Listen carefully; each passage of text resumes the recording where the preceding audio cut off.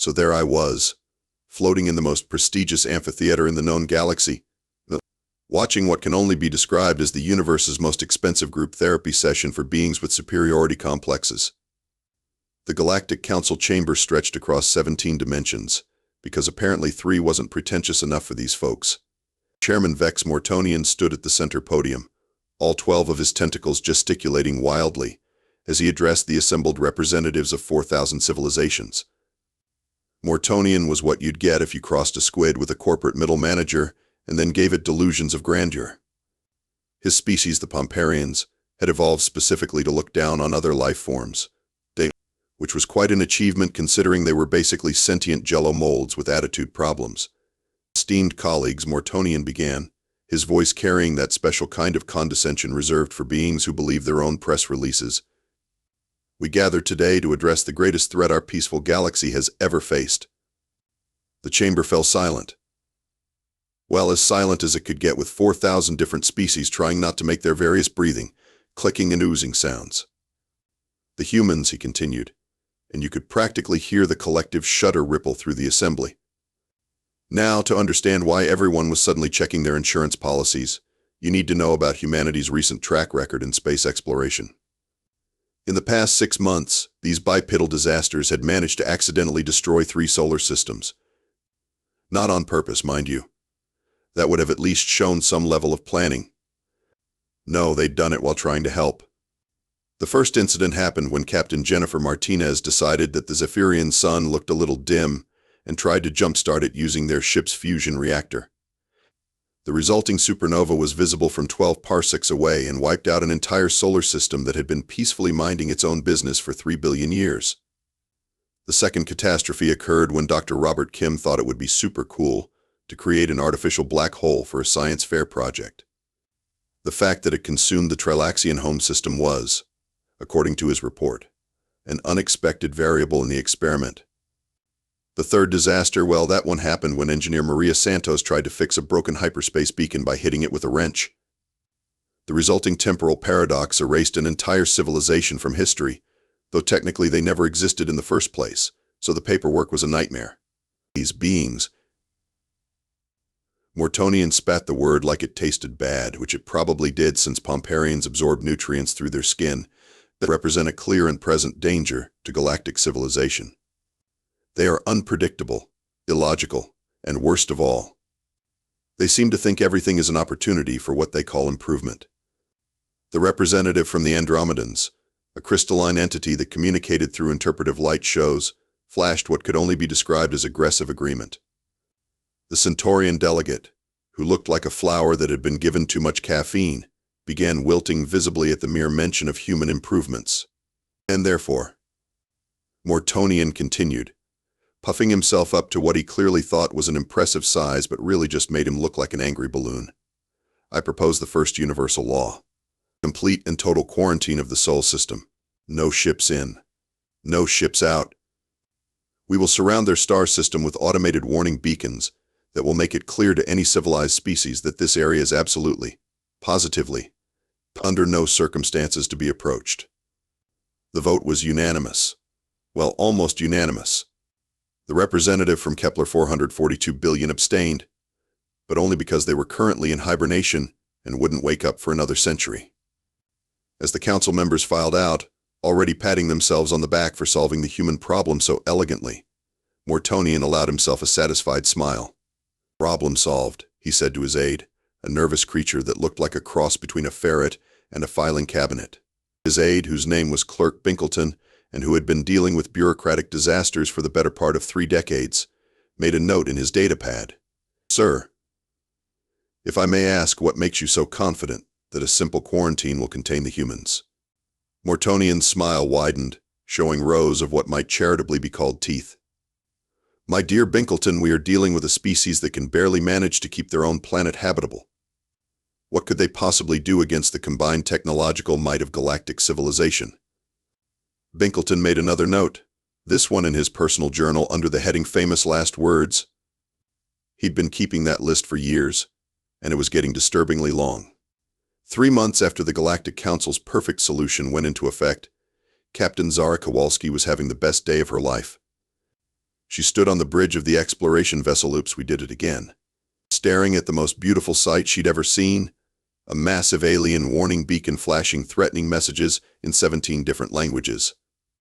"Well, would you look at that?" she said, grinning like someone who'd just been told the casino was giving away free money. "Jake, are you seeing this?" Pilot Jake Murphy, whose call sign Crash Landing had been earned through a series of incidents that insurance companies still refused to discuss, looked up from his console. Jake was the kind of guy who could thread a needle while riding a roller coaster during an earthquake. But ask him to land a ship without breaking something, and you might as well ask him to solve world hunger. "Cap, that beacon is basically screaming, 'Do not enter,' in languages I didn't even know existed," Jake said, his eyes lighting up with the kind of dangerous enthusiasm that had gotten them kicked out of 3 space stations and 1 interdimensional tavern. "It's also threatening to report us to something called the Galactic Council and mentions consequences that include," and I quote, "molecular dissolution and temporal banishment." "Ooh, temporal banishment," chimed in engineer Rosa Valdez from her position at the engineering station. Rosa had earned her nickname Shortcut by consistently finding ways to do complex repairs using nothing but spare parts, determination, and what she liked to call aggressive problem-solving. Her solutions always worked, though they rarely worked the way they were supposed to. "That sounds exciting. What do you think that means?" Dr. Marcus Webb, the ship's science officer, looked up from his tablet where he was undoubtedly working on his latest hypothesis about why the universe was clearly designed by someone with a sense of humor.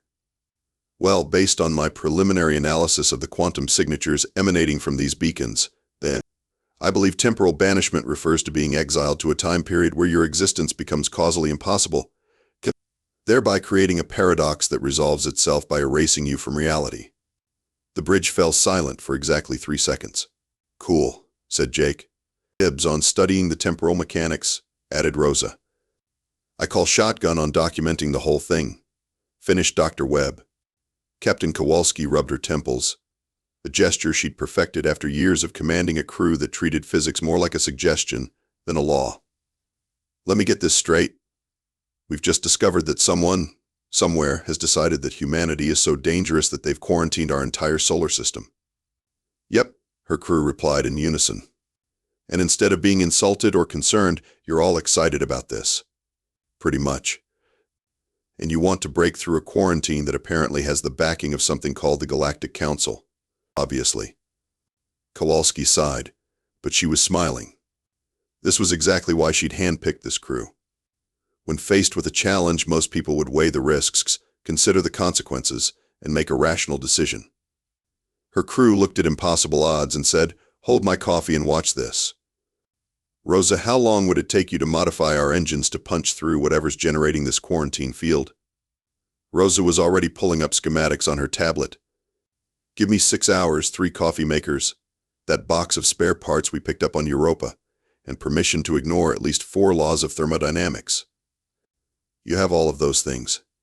Jake, can you plot us a course that won't get us immediately vaporized?" Jake cracked his knuckles, a sound that somehow conveyed both confidence and impending disaster.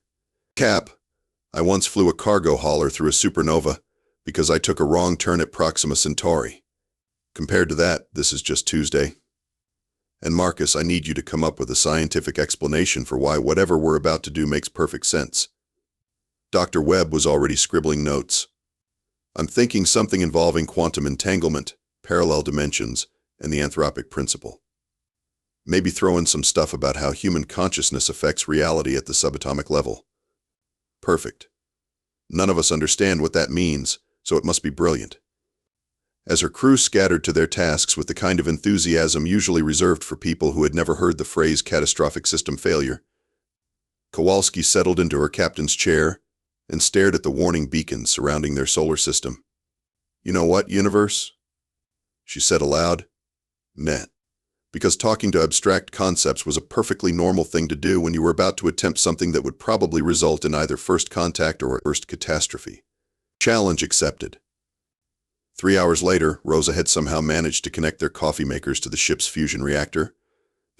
Jake had plotted a course that existed in 17 dimensions simultaneously, and Dr.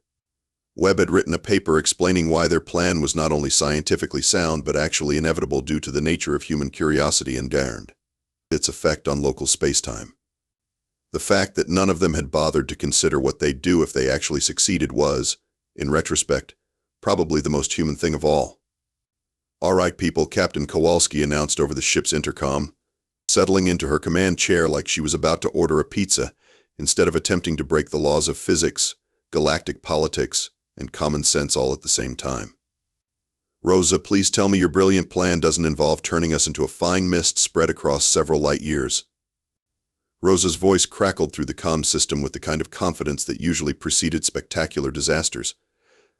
"Cap, I've successfully jury-rigged our fusion reactor to work in harmony with 17 industrial coffee makers, 3 microwave ovens, and that karaoke machine Jake insisted we bring aboard."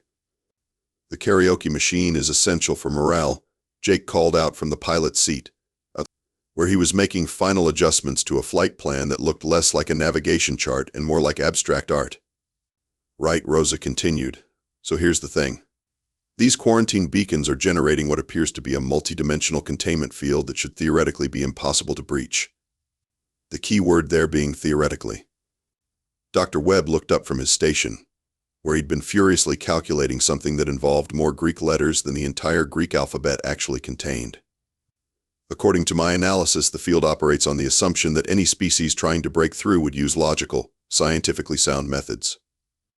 And that's where we have them beat," Kowalski said, grinning.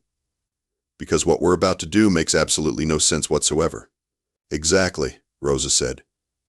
"I've discovered that if we route our reactor's output through the coffee makers while simultaneously broadcasting Jake's greatest hits karaoke collection on a frequency that it shouldn't exist, we can create what I'm calling a logic paradox field."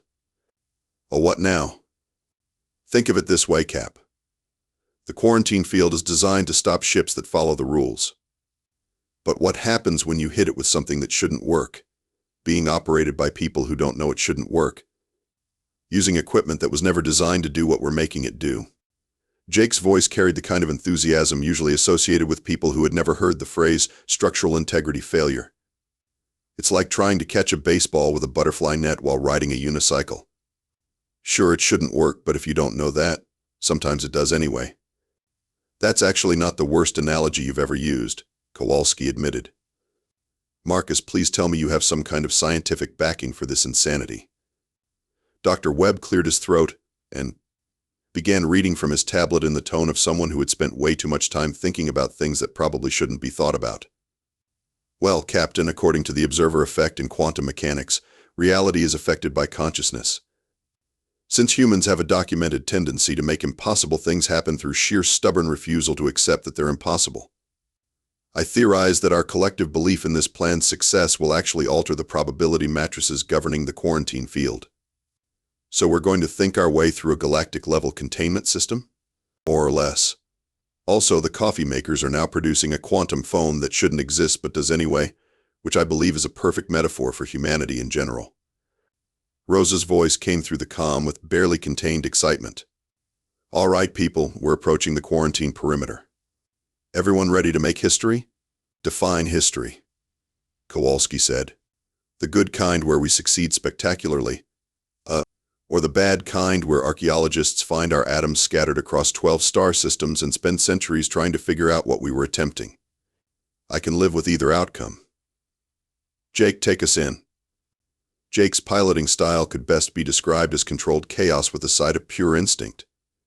As the ship approached the quarantine field, he began executing maneuvers that violated several laws of physics and at least 2 laws of common decency. Engaging logic paradox field in 3, 2, 1. The moment Rosa activated her contraption, reality took a brief coffee break.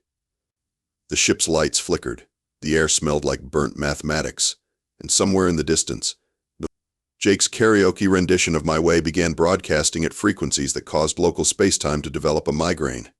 "Contact with quarantine field in 10 seconds, Jake announced, wrestling with controls that were now operating on principles that hadn't been invented yet. "Field strength is, wait, that can't be right," Dr. Webb said, staring at his readings. "According to these sensors, the quarantine field is trying to understand what we're doing and failing so badly that it's developing what I can only describe as an existential crisis. 5 seconds to contact, Jake called out, and now his voice carried that special kind of joy that comes from successfully doing something that should have killed everyone involved. The moment they hit the quarantine field, several things happened simultaneously.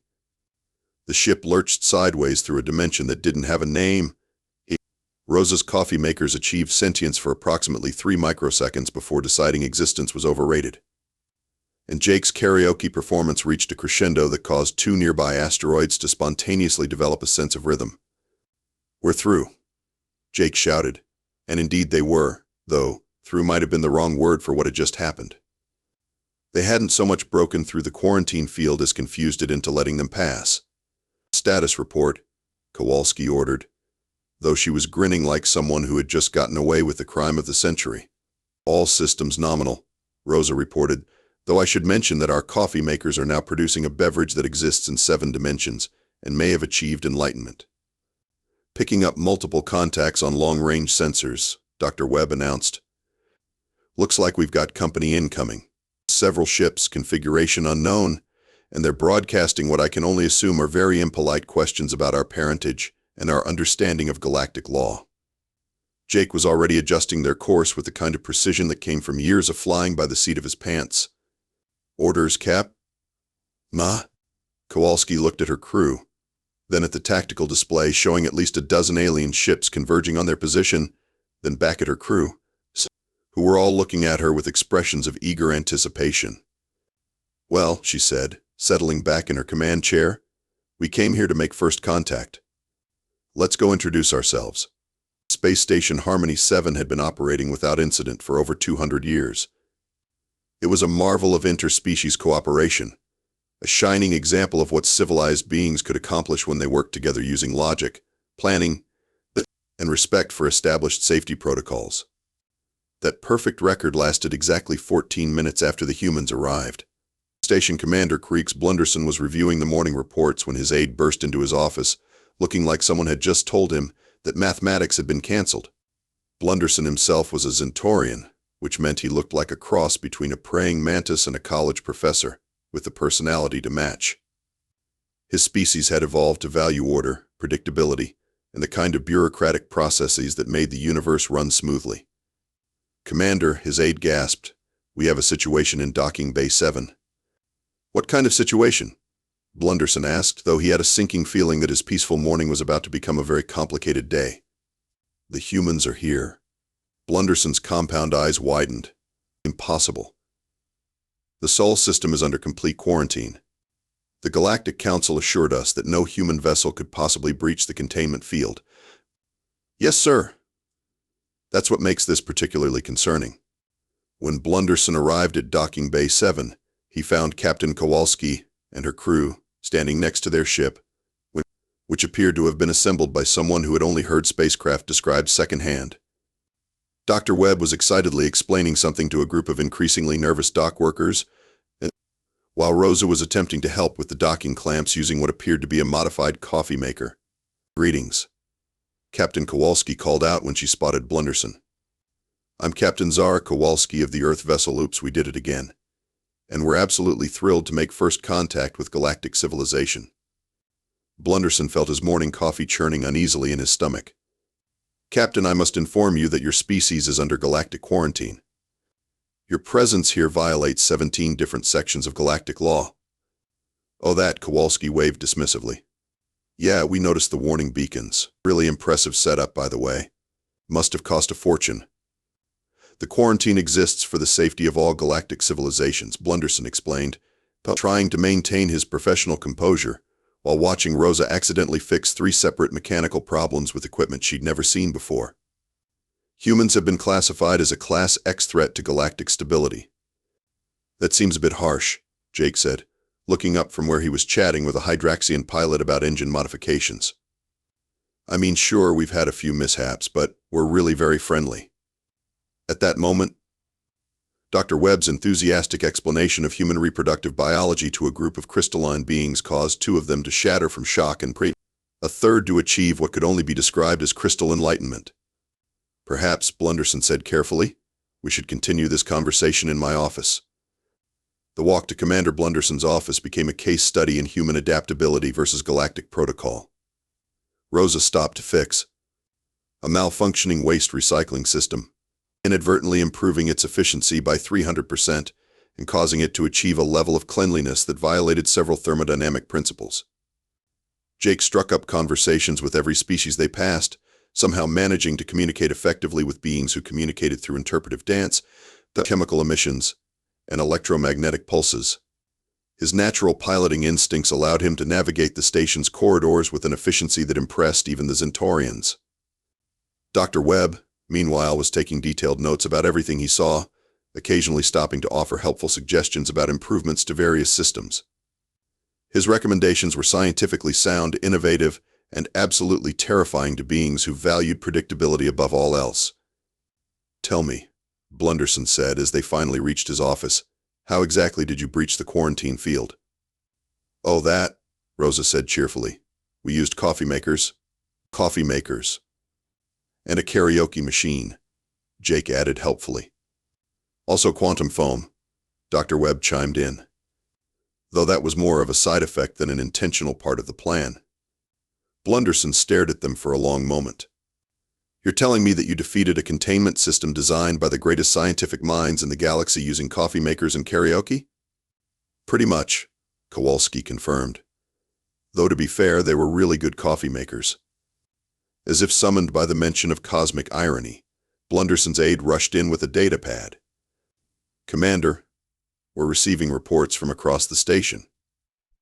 The humans seem to be accidentally solving problems that our engineers have been working on for decades." "What kind of problems?" "Well, sir, Engineer Valdez fixed the recurring power fluctuations in Section C by rerouting power through what appears to be a modified beverage dispenser. Pilot Murphy helped our navigation department optimize their route calculations using what he calls gut instinct, which somehow reduced travel time by 23%. And Dr. Webb suggested modifications to our atmospheric processors that would increase efficiency by 40% while reducing energy consumption by half." Blunderson looked at the humans, who were all smiling with the kind of innocent enthusiasm that usually preceded galactic incidents. "And they're doing all of this accidentally?" "Oh no," Captain Kowalski said. "We're trying to be helpful. We figured if we're going to be here, we might as well make ourselves useful." At that moment, alarms began blaring throughout the station. Blunderson's aide checked his datapad and went the color that Centaurians turned when experiencing acute existential dread. "Surrender," he whispered. "Dr. Webb's atmospheric modifications have been automatically implemented station-wide by our AI systems. The air quality has improved so dramatically that 3 species are experiencing euphoria, 2 have achieved a previously unknown state of consciousness. And the vegan delegation is claiming they can suddenly see through time." Blunderson looked at the humans, who were beaming with pride at their helpfulness, then at his aide, who was rapidly approaching a nervous breakdown, then at the reports flooding in about various improvements occurring throughout his previously well-ordered station. "Captain Kowalski," he said slowly, "I think we need to contact the Galactic Council." The emergency session of the Galactic Council was called to order with all the pomp and the circumstance typically reserved for declaring war or announcing that someone had discovered a new flavor of quasar. Chairman Vex Mortonian stood at his podium, looking like someone who had just realized that his foolproof plan had one tiny flaw. It was completely fool. "Esteemed colleagues," Mortonian began, his voice carrying the kind of strained calm usually associated with people who were trying very hard not to panic in public. "We are gathered here today because the humans have escaped." The chamber erupted in what could charitably be called controlled chaos. 4,000 different species all began expressing their concern, confusion, and in the case of the Andromedan delegation, aggressive light-based profanity. "Order! Order!" Mortonian shouted, waving his tentacles in what was supposed to be an authoritative manner but mostly looked like someone trying to untangle themselves from invisible rope. "The situation is complex." Clerk Binkleton appeared at Mortonian's side with a datapad that was smoking slightly. "Sir, we're receiving reports from across 17 sectors. The humans appear to be spreading." "Spreading how?" demanded the representative from Kepler 442 billion, who had been woken from hibernation specifically for this emergency and was not happy about it. Binkleton consulted his pad, which made a sound like a dying printer. Well, sir, they seem to be helping. The chamber fell silent. This was the kind of silence that preceded either enlightenment or complete civilizational collapse, and nobody was sure which one they were about to experience. Helping, Mortonian repeated slowly, as if the word was in a language he'd never heard before. Yes, sir. The initial contact occurred at Space Station Harmony 7, where they accidentally improved station efficiency by 400%, that solved 3 engineering problems that had been considered unsolvable, and caused 2 species to achieve what their cultural experts are calling transcendent consciousness. The Centaurian delegate began wilting visibly. What do you mean by helping? Well, Binkleton continued, reading from his increasingly distressed datapad. They fixed the Zephyrian energy grid using what they called percussive maintenance and some kind of modified kitchen appliance. The Trilaxians report that human suggestions for their terraforming project have reduced completion time from 3 centuries to 18 months. And the Hydraxians claim that human pilot Jake Murphy taught them flying techniques that have revolutionized their entire transportation industry. The representative from Alpha Centauri, a gaseous being that communicated through strategic atmospheric disturbances, made a sound like a very concerned hurricane. Are you telling us that the humans are improving galactic civilization? It's worse than that, Mortonian said, slumping in his chair. They're doing it accidentally. And they seem to be enjoying themselves. At that moment, the chamber's main display screen flickered to life, showing a live feed from Space Station Harmony 7. Captain Kowalski appeared on screen, flanked by Station Commander Blunderson, who looked like someone who had given up trying to understand the universe and decided to just go with it. Greetings, Galactic Council, Kowalski said with a cheerful wave. I understand there's been some concern about our presence in galactic space. I just wanted to assure you that we come in peace, and we're really excited to be part of the galactic community. Mortonian leaned forward. Captain Kowalski, your species was quarantined for the safety of galactic civilization. Right about that, Kowalski replied.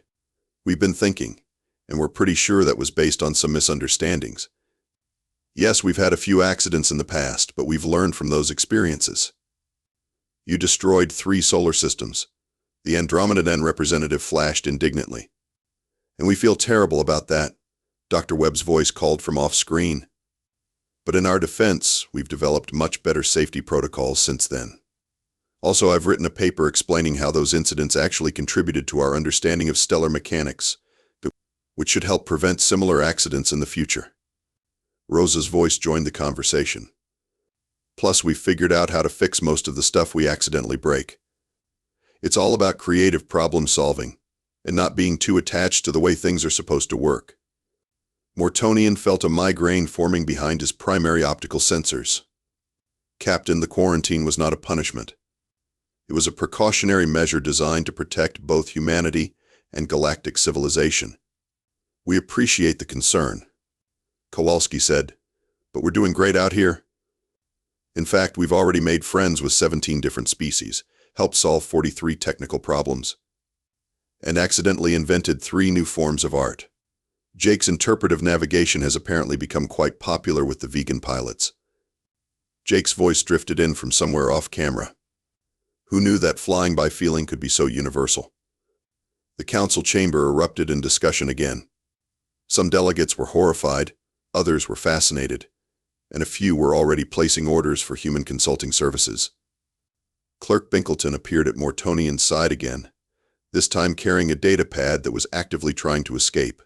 Sir, we're receiving requests from 47 different worlds asking for human technical assistance.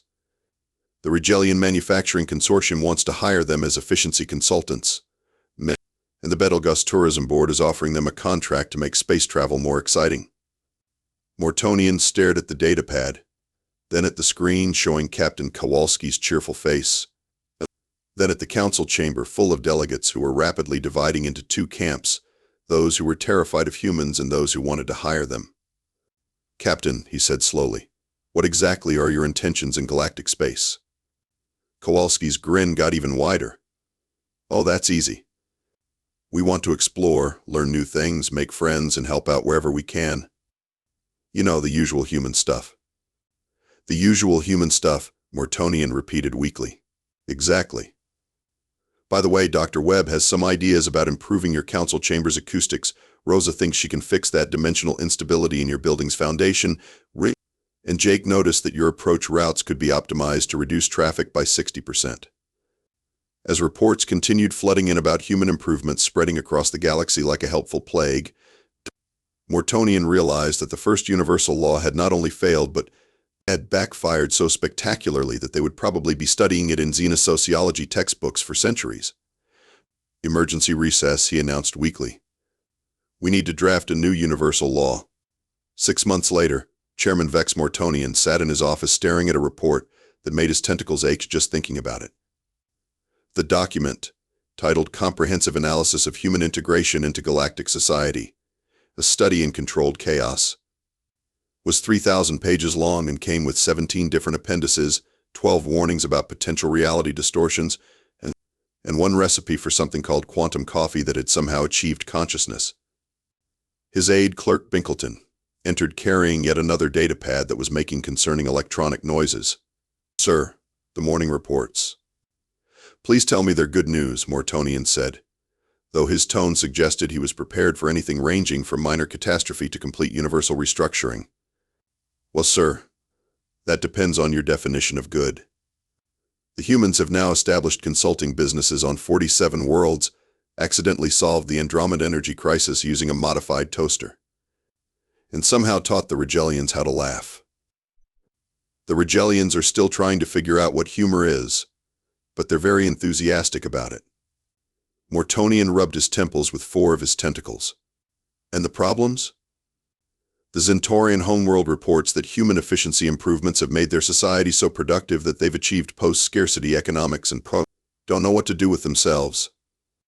The Hydraxians claim that Jake Murphy's flight training has made their pilots so good that they're accidentally breaking several laws of physics on a regular basis. And 3 different species have requested formal diplomatic relations with Dr. Webb's latest scientific paper, which they believe has achieved sentience. At that moment, the office's communication system chimed with an incoming message. Captain Kowalski's face appeared on the screen, beaming with the kind of enthusiasm that had become disturbingly familiar to galactic leadership. Chairman Mortonian, great to see you again. How's the new universal law coming along? Mortonian looked at the draft legislation sitting on his desk. After 6 months of emergency sessions, committee meetings, and what the Andromedan delegate had called aggressive collaborative panic, the Galactic Council had finally agreed on new legislation regarding humanity's place in galactic society. Captain Kowalski, he said, the Galactic Council has officially repealed the first universal law regarding humanity's quarantine. Fantastic. We're really excited to be part of the galactic community. Yes, well, we've also enacted a replacement. Mortonian picked up the official document, its seal still warm from the emergency ratification session. The new first universal law states when humans offer to help run.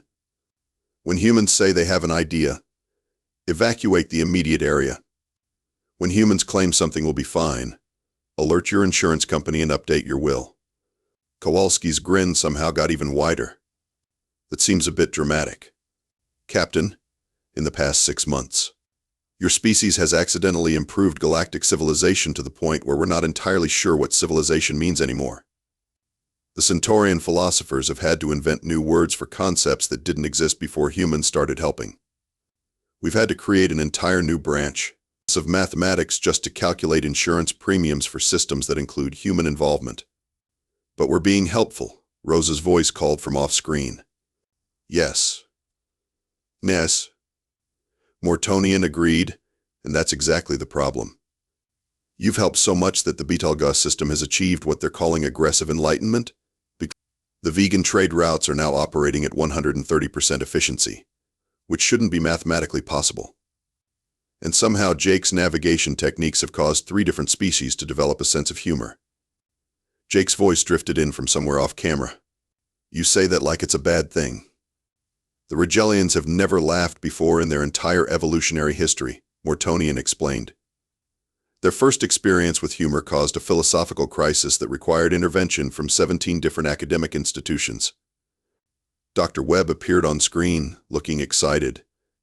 That reminds me, I've been working on a paper about the relationship between humor and quantum mechanics.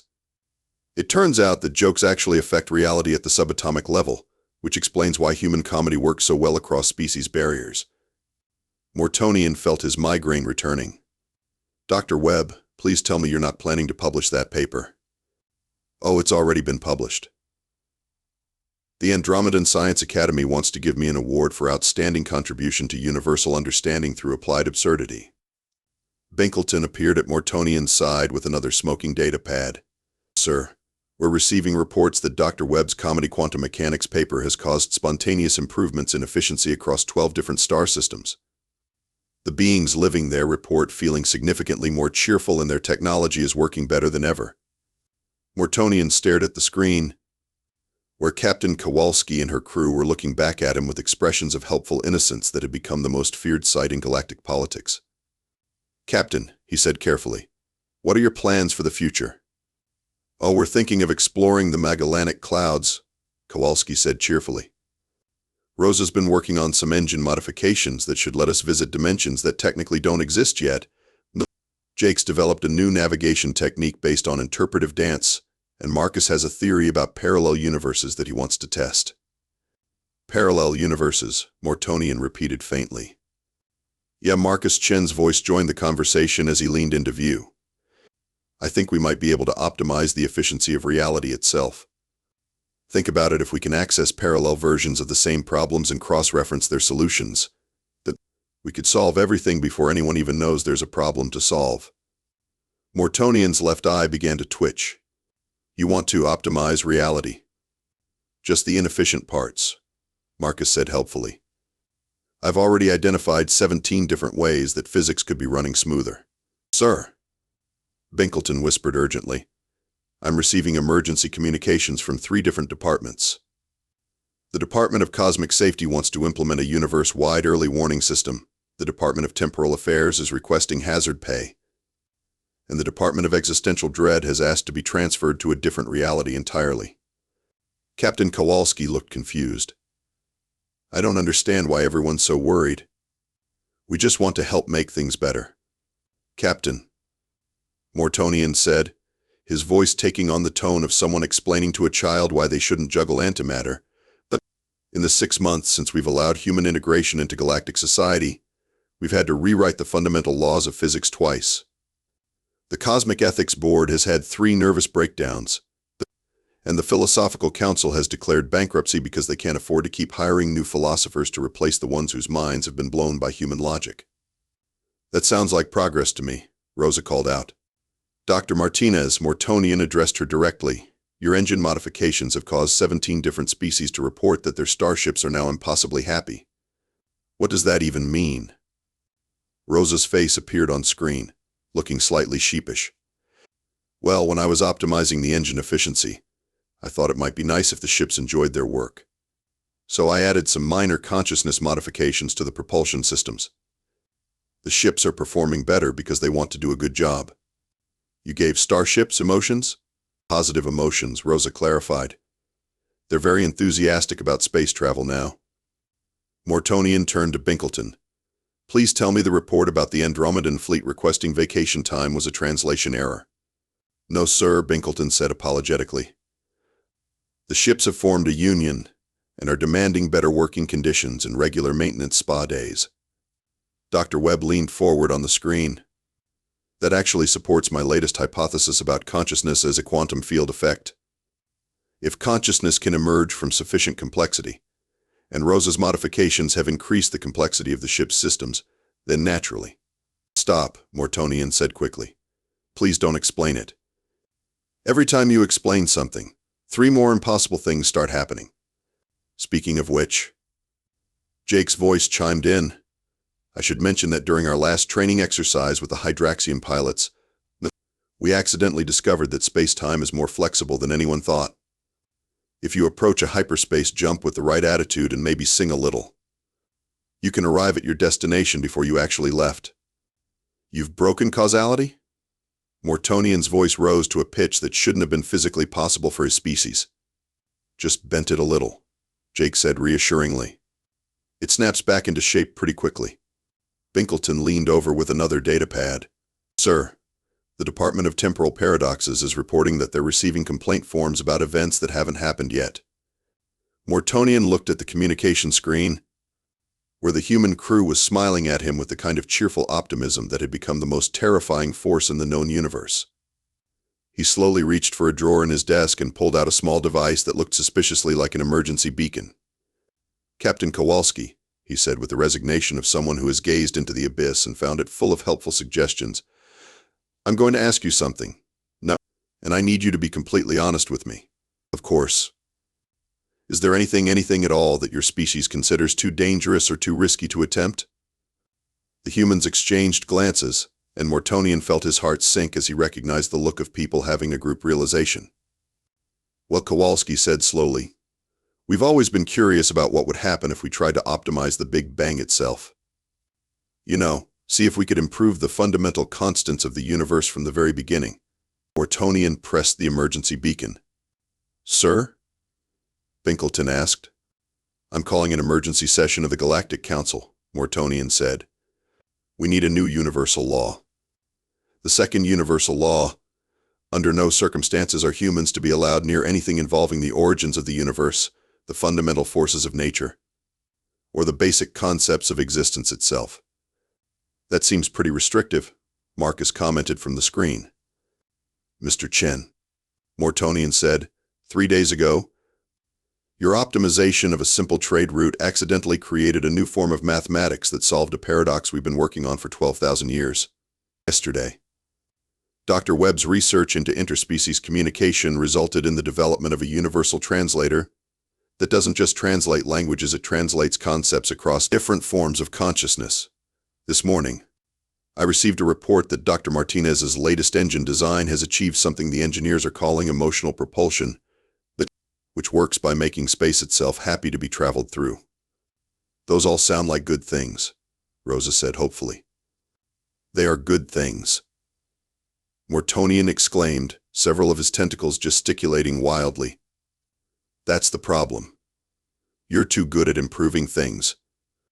At this rate, you'll accidentally perfect the universe, and then we'll all have to figure out what to do with our lives. Sir, Binkleton interrupted. I'm receiving an urgent communication from the Centaurian Philosophical Institute. They're reporting that their meditation gardens have achieved enlightenment and are requesting spiritual guidance. The gardens themselves? Mortonian asked weakly. Yes, sir. Apparently, Dr. Webb's paper on consciousness fields has had some unexpected side effects. Several inanimate objects across the galaxy are reporting existential awareness and asking about the meaning of life. On the communication screen, Dr. Webb looked delighted. Oh, that explains why my coffee mug has been giving me life advice. I thought it was just being unusually helpful. Mortonian stared at the screen for a long moment, then slowly reached for another drawer and pulled out a larger emergency beacon. Sir? Binkleton asked nervously. Emergency Council Session, Priority Level Omega, Mortonian said. We need a third universal law. Any inanimate object that achieves consciousness due to human involvement must be immediately enrolled in the Galactic Citizenship Program and provided with appropriate existential counseling. Is that really necessary? Captain Kowalski asked. Captain, this morning my desk asked me about my weekend plans. My desk. It wanted to know if I was taking care of myself and suggested I try yoga. That sounds nice, Rosa said. It is nice, Mortonian shouted. That's the point. Everything you touch becomes impossibly nice and efficient and helpful. At this rate, the universe is going to become so perfect that we'll all die of contentment.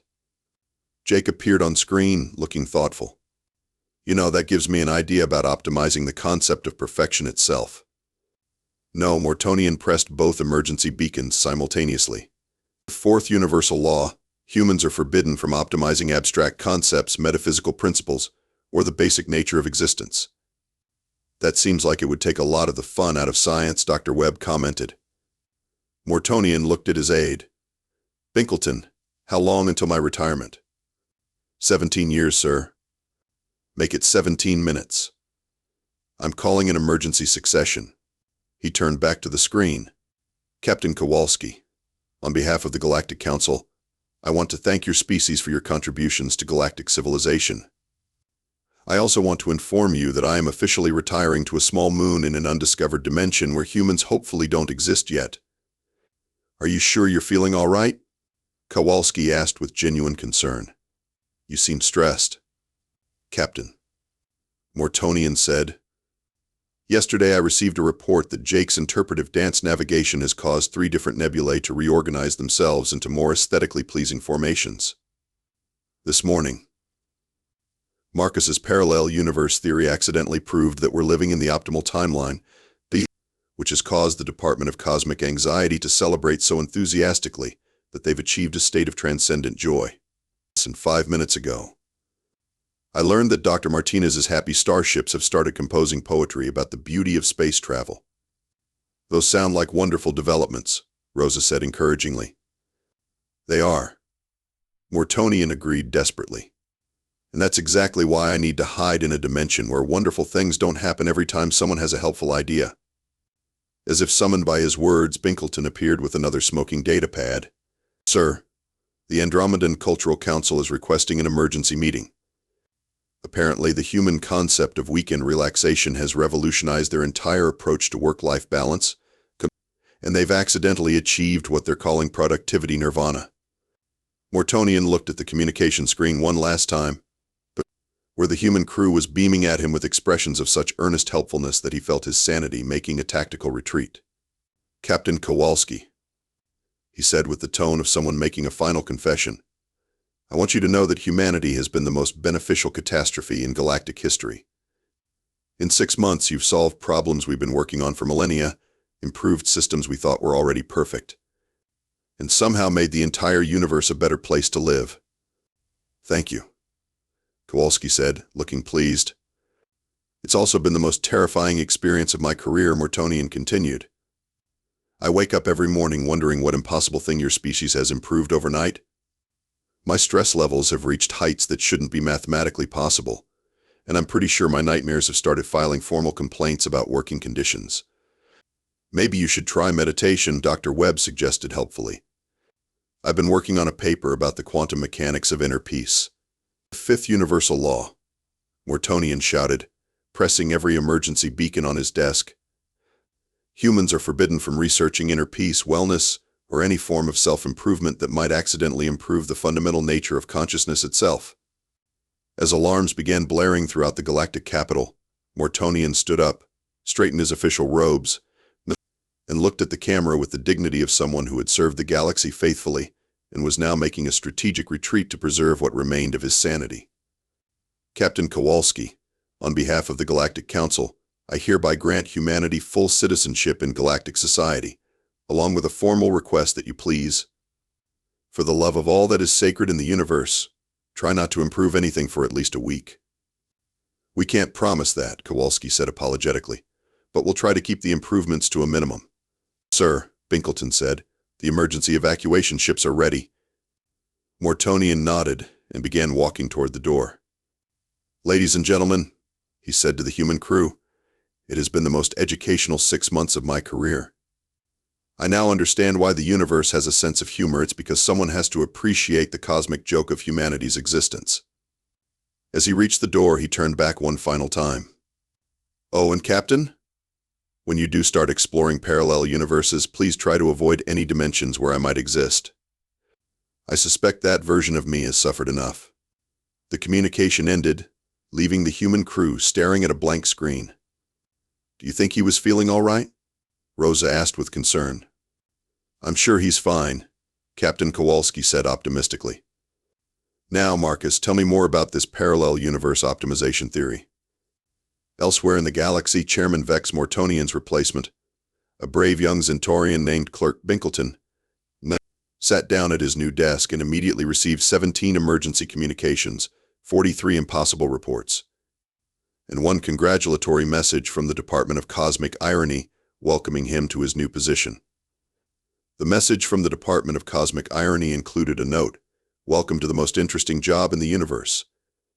Please remember that humans consider may you live in interesting times to be a curse. We're not entirely sure they're wrong."